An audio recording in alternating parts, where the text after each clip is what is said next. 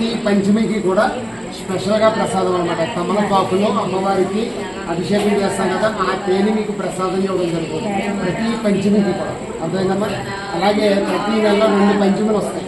మొదటి పంచమి రోజు అమ్మవారికి మీ చేతుల మీదుగా అభిషేకం చేస్తాం. మాకు ఇక్కడ స్పెషల్. ఇప్పుడు మీరు పాలు తెచ్చారనుకో, మేము అభిషేకం చేసే గొప్పతనం కాదు, మీ చేత చేయిస్తాం అన్నమాట. ఈ అమ్మవారు ఉంటారు కదా, చిన్న అమ్మవారు, ఆ అమ్మవారిని బయట ట్రే చూడండి, ఆ ట్రేలో పెట్టి అభిషేకం చేస్తాం. ఆ అభిషేకం చేసేటప్పుడు భక్తులందరూ కూడా ఆ అభిషేకం నీళ్ళతోటి అత్యంగా స్నానం చేస్తారు. కూర్చొని స్నానం చేస్తారన్నమాట ఆడవాళ్ళందరూ కూడా. ఆ స్నానం చేయడం వల్ల ఏంటంటే మనకి ఏదైనా కోరికలు ఉంటే నెరవేరుతాయి. తర్వాత మనకి ఏదైనా జబ్బులు అంటే దొరకలు కానీ సంథింగ్ తక్కలేని జబ్బులు ఉంటాయి కదా, 9 స్నానాలు చేసేదనుకోండి 100% 9 స్నానాలు ప్రిపేర్ చేయండి.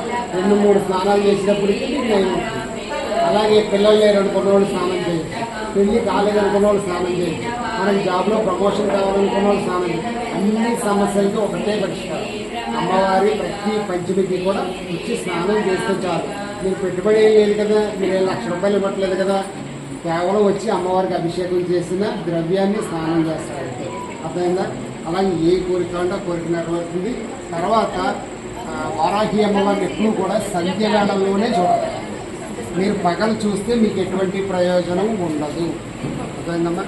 సాయంత్రం 6 దాటిన తర్వాత రాత్రి 12 గంటల లోపల మీరు ఎప్పుడు అమ్మవారిని ఏం అడిగితే అది 5 నిమిషాల్లో మీకు ఇచ్చేస్తుంది. అర్థమవుతుందా? రాత్రి సమయంలోనే చూడాలి. అర్థమైందా? మీరు పగలు ఎప్పుడు చూసినా దానివల్ల ప్రయోజనం ఏమీ ఉండదు. అలాగే నెక్స్ట్ ఏంటంటే ప్రతిరోజు కూడా 8 గంటలకు మీరు పడుకునేటప్పుడు శ్రీమాత్రే నమః, ఐశ్వర్య వారాహి దేవి నమః, వారాహి మీకు ఏ మంత్రం వస్తుంది, నేను ఐశ్వర్యాన్ని నేనే పెట్టాలని అదేం లేదు. వారాహి అమ్మవారిది ఏ మంత్రం చదువుకున్నా రాత్రి పడుకునే ముందు, అన్నం తినేసి పడుకునే ముందు 108 సార్లు కానీ, 54 సార్లు కానీ, 21 సార్లు కానీ, మినిమం 3 సార్లు అయినా సరే చదువుకొని పడుకోండి. 45 రోజుల్లో మీకు తేడా కనిపిస్తుంది. అంటే మీరు ఒక కోరిక అనుకోండి, ఫస్ట్ మా అమ్మాయికి పెళ్ళి అవ్వాలి అనుకొని మీరు ఆ మంత్రం ఒక 45 రోజులు చదవండి, కంపల్సరీగా అడుగుతుంది. అలాగే ఉద్యోగం కోసం ప్రమోషన్ కానీ, ఉద్యోగం రావాలన్నా సరే మీరు ఏం చేస్తారంటే ఈ 4 రోజులు అయిపోయిన తర్వాత నాకు ఫోన్ చేస్తే మీకు ఒక మంత్రాన్ని నేను ఫార్వర్డ్ చేస్తాను. ఆ మంత్రం చదువుకున్నారనుకోండి కంపల్సరీగా ఉద్యోగాలు వస్తాయి. అర్థమైందా? అలాగే పిల్లలకి పెళ్లి చేయాలనుకున్నారు, మగ పిల్లడికి పెళ్లి చేయాలనుకున్నారు, వచ్చిన కోడలు ఇప్పుడు ఏం చేస్తుంది, అటు భర్తని చంపేస్తుంది, అత్తమామని చంపేస్తుంది. కానీ ఆ మంత్రం చదువుకోవడం వల్ల ఏంటంటే మీ అబ్బాయికి మిమ్మల్ని అమ్మా నాన్నగా చూసుకునే మంత్రం ఇస్తాను, మంచి కోడలు వస్తుంది అనమాట. అటువంటి మంత్రాలన్నీ మేము ఇస్తాం. మీరు ఏం డబ్బులు కట్టక్కలేదు, ఫ్రీగానే ఇస్తాం.